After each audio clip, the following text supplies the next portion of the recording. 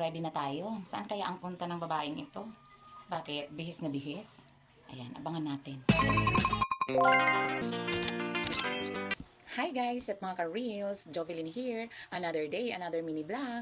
Get ready with me. Ayan, mag-lotion muna tayo ng Abonane. Napakabango. With 3 times UV protect.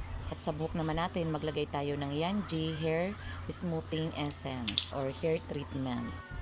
At mag-drawing tayo ng kilay. Ayan, kasi kunti na lang ang ating kilay. At syempre, maglagay tayo ng ating tinted lip balm. And of course, suklayin na natin ang ating buhok. Ayan, bagong paligo na tayo, ready na tayo. Saan kaya ang punta ng babaeng ito?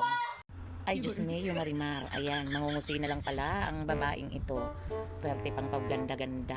Yun pala, magluluto lang. Akala ko naman kung saan ang iyong punta.